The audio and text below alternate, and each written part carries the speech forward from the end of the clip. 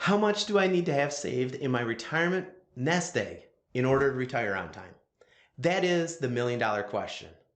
Hi, I'm Jeremy Reef, and I'm the owner and founder of Point Wealth Management. And today I'm going to answer that question.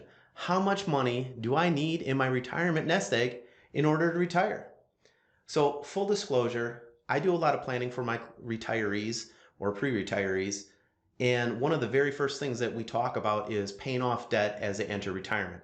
So for this video, I'm going to assume that there is zero debt as we go into retirement. And we're going to come up with ideas as to how much we need for the retirement nest egg. So the answer to that question is it's different for every single one of my clients. I don't have any one client that is the same. And here's what I mean by this is I have some clients that have traveled and seen the world while they were working because they had a substantial income and had the ability to do some of these things. And then I've had some clients that they scrimped and saved and they just didn't have any extra surplus money to be able to travel or do things that they wanted to do while they were working, or they're worried about their families and things like that where they couldn't take those trips. So they might have a bucket list of 10 items or 50 items. And the question is, how much of these items are they going to take care of? And is it going to be in 1 year, 2 years, 10 years, 15 years?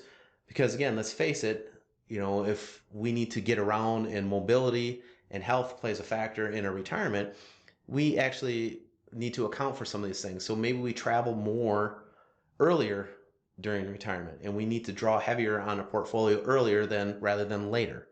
Because if we can't walk or get around, you can have all the money in the world and it doesn't really mean a hill of beans, right? So first and foremost is understanding what is it that you're going to do in retirement. Do you have a bucket list, and how many of these things are you going to do, and when are you going to do them? We have to account for those things. And so really it comes back to understanding what is your budget and what are we trying to accomplish? Because again, let's face it, some people would say, I need $10,000 for a major trip. And I have other clients that say I need $100,000. So what is it? There's no right or wrong. It's just understanding lifestyle and what they become accustomed to and planning for those things. So once we have and understand what the bucket list items are, maybe there's a physical location. Say, well, are you going to stay right where you're at and nothing's going to change in retirement? Or maybe you live in the northern part of the United States and it gets very cold during the winter months and say, I want to become a snowbird during retirement. And so I have some clients that say, I just want to travel during these cold months or the coldest parts of the winter. And they leave for 1 week or 2 weeks or a month. I have some clients that leave for 3 or 6 months so they can get different tax advantages once they hit the 6-month mark and beyond. And then I have other clients that say, we're going to up and actually move. We're going to sell our place here and we're going to go south, either by the ocean or some of the dry desert heat and move there permanently.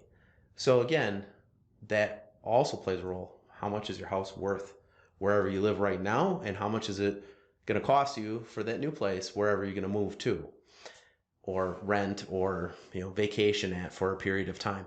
So bucket list, where are you actually going to live? And then the third part of that is, now that we have a general foundation for how much are we going to need per year, then we back into what are your actual income sources. And so we start off saying, well, are you eligible for Social Security yet? Or are you retiring early? So will you be able to collect Social Security, or are you already collecting from Social Security? Where is your next source of income going to come from? Is it going to come from a pension? Are you even eligible for a pension? Maybe or maybe not.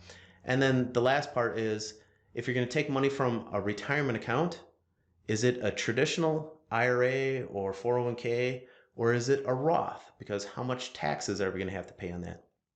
So now that we know where our income is going to come from, general rule of thumb is we can take a 4% distribution rate. And again, with different planning, it could be a different number, but for this video, we're going to stick with the rule of 4% distribution rates. So if we needed $40,000 of income above and beyond what our Social Security and pensions would provide, 40,000, you actually need about $1 million in order to account for that. And depending on whether or not you're going to take more earlier versus later in retirement, again, these numbers can change slightly, but the general rule of thumb would be 4%. 4% of $1 million is 40 grand. But again, you also have to account in for taxes. Is it going to be taxable from a traditional side, or is it tax-free from a Roth? So again, hopefully this video was helpful, understanding that what is your bucket list, where are you actually going to live, and then how much are you actually going to need. You have to back into these numbers in order to come up with an actual, what is my real nest egg number. So if you have questions, feel free to reach out. If you like the video, subscribe. See you in the next one.